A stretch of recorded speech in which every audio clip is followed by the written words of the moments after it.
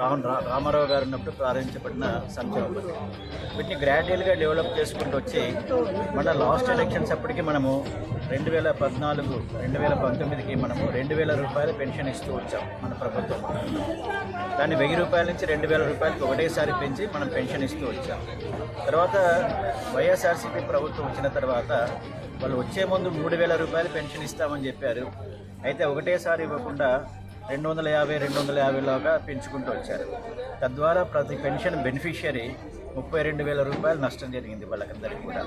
అయితే మనం ఈ ఎన్నికల్లో ఖచ్చితంగా 3,000 నుంచి 4,000 పెంచుతామని చెప్పాం. అలాగే ఏప్రిల్, మే, జూన్ నెల పెన్షన్ కూడా పెన్షన్ను కూడా కలిపి ఇస్తామని చెప్పాం. దాన్ని మొట్టమొదటిసారిగా ప్రభుత్వం వచ్చిన తర్వాత 3వ సంతకంగా చంద్రబాబు నాయుడు గారు చేయడం, ఈరోజు ఒక పండగ వాతావరణం, రాష్ట్ర వ్యాప్తంగా ఒక పండగ వాతావరణంలో ఈ 28 వర్గాలకు సంబంధించిన వ్యక్తులకందరికీ కూడా సుమారుగా 68 లక్షల పైకి ఉండే వ్యక్తులకు దగ్గర 815 కోట్ల పెన్షన్ ఈరోజు మనం డిస్ట్రిబ్యూట్ చేస్తున్నాం. ఈరోజు రేపటిలో కూడా మొత్తం పెన్షన్ అంతా కూడా డిస్ట్రిబ్యూట్ చేయాలని చెప్పి మనం నిర్ణయం తీసుకున్నాం.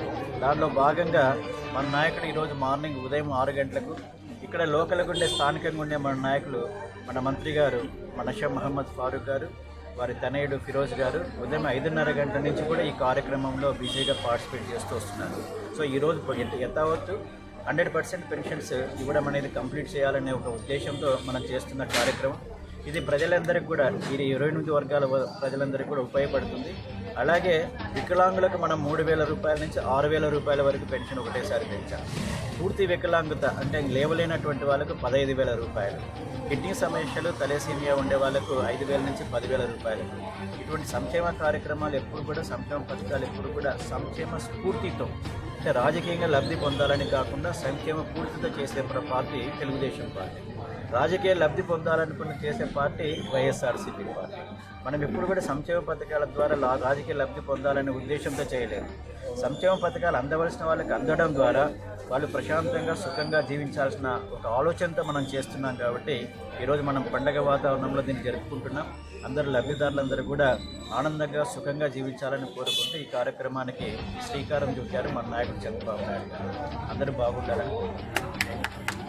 దేశంలో ఫస్ట్ ప్రవేశపెట్టింది శ్రీ చంద్రబాబు నాయుడు గారు. ఈ పథకాన్ని మనం చూసి మిగతా రాష్ట్రాలలో కూడా వాళ్ళు డెవలప్ చేయాలని కోరుకుంటున్నారు.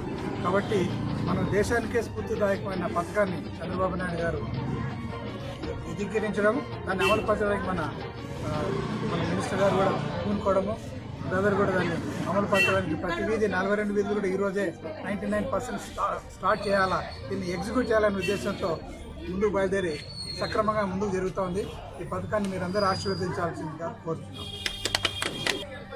రాష్ట్ర వ్యాప్తంగా కొత్త పెన్షన్లకు విడుదలైన సందర్భంగా కూటమి ప్రభుత్వము ఏర్పాటు చేసినటువంటి ఏప్రిల్, మే, జూన్ 3 నెలలకు 3,000 ప్లస్ 4,000 కలిపి 7,000 పింఛను. అలాగే వికలాంగులకైతేవి, డయాలసిస్ అయితేవి ప్రతి ఒక్కరికి ఈరోజు రేపు అందుబాటులో పింఛన్లు విడుదల చేయాలని చెప్పేసి మన రాష్ట్ర ముఖ్యమంత్రి వర్యులు చంద్రబాబు గారి ఆదేశాల మేరకు ఈరోజు నంద్యాల 41వ వార్డులో ఇంటింటికి పింఛన్ కార్యక్రమం యొక్క భాగంలో ఈరోజు పింఛన్దారులకు అల్పాహారం ఏర్పాటు చేయడమైనది.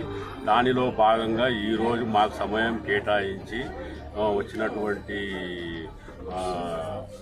రాష్ట్ర కార్యదర్శి వెదుల రామచంద్రరావు గారైతేవి, వర్ధంశెట్టి రాజారాం గారు ప్రముఖ పారిశ్రామికవేత్త అయితేవి, మా అన్న ఫిరోజ్ గారు, రాష్ట్ర జిల్లా కార్యదర్శి ఫిరోజ్ అన్న గారు, వీళ్ళందరూ సమయం కేటాయించి మాకు విలువైన సమయాన్ని కేటాయించి ఇక్కడికి వచ్చినందుకు వాళ్ళకు ధన్యవాదాలు తెలుపుతున్నాను.